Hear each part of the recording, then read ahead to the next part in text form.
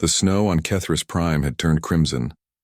Valthor lay sprawled across the frozen canyon, his alabaster scales cracked and stained with ichor that steamed in the frigid air. Each breath rattled through punctured lungs, and the ancient dragon's massive chest heaved with diminishing strength.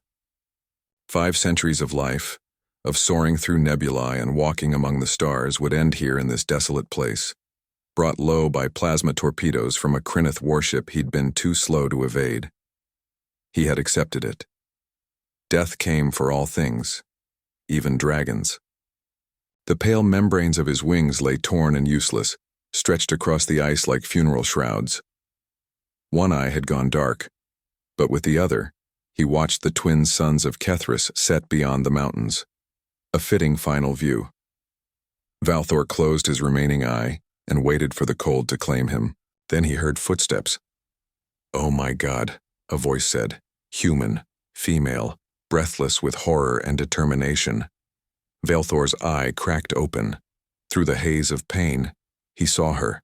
A human woman in a battered medic's uniform, the insignia of the Terran, medical corps barely visible beneath layers of thermal gear. She couldn't have been more than 30 standard years old, a mere infant by his reckoning. Her breath misted in the air as she stared up at his massive form, her dark eyes wide with something that wasn't fear. It was resolve. "No," Dr. Alara Wynn said firmly, dropping her medical kit beside his head. "No, you're not dying today." Valthor tried to speak, to tell her it was futile, but only a weak rumble emerged from his throat. The human didn't flinch.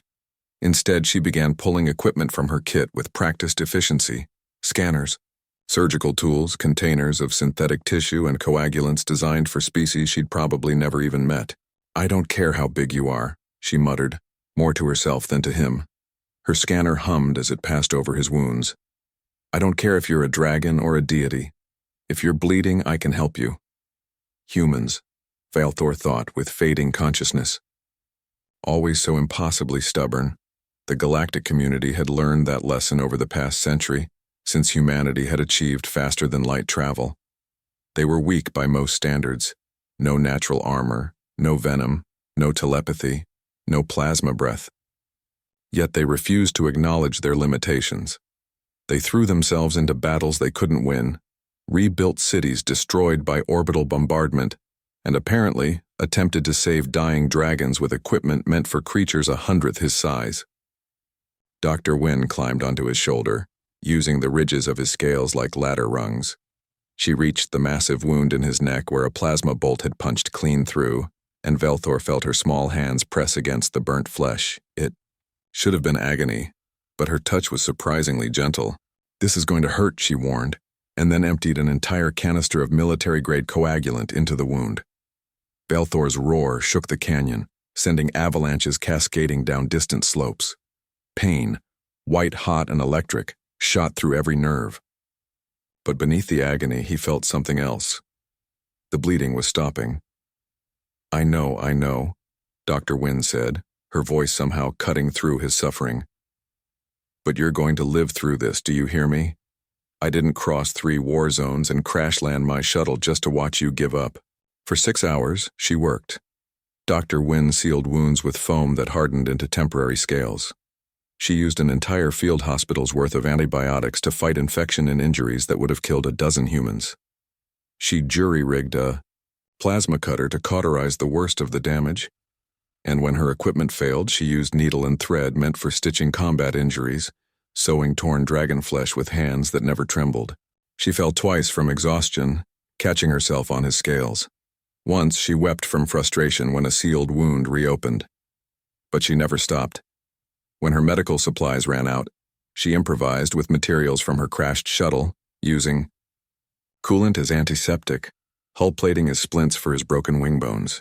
"Why?" Valthor finally managed to rasp, his voice like grinding stone. "Why do this for me?"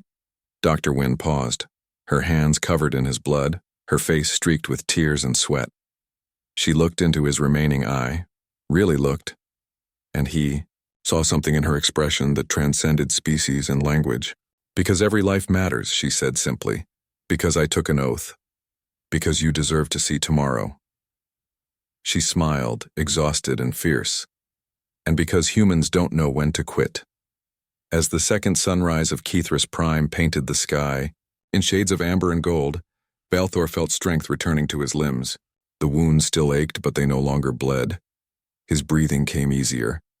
Dr. Wynne had collapsed against his neck, finally surrendering to exhaustion, her small form rising and falling with his steadier breaths.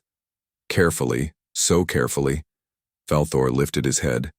His wings were broken, yes, but they could heal. His eye was lost, true, but he could see. His body bore scars that would never fully fade, but he was alive, because a human medic had refused to let him die. 3 days later, when the Terran rescue team finally located Dr. Wynne's beacon, they found an impossible sight. A massive albino dragon, still weak but unmistakably alive, curled protectively around their missing medic. Balthor watched them approach, and for the first time in centuries, he felt something he'd thought lost forever. Hope. Dr. Alara Wynne had given him more than his life back. She had reminded him why life was worth living, why the universe, despite all its cruelty and violence, still held wonders worth seeing. She had shown him the indomitable will of humanity, that refused to accept death, that fought against impossible odds, that saw a dying dragon and thought not of glory or reward, but simply, I can help. As they carefully loaded the unconscious medic onto a stretcher, Balthor made a vow. When his wings healed, when his strength returned, he would find her again.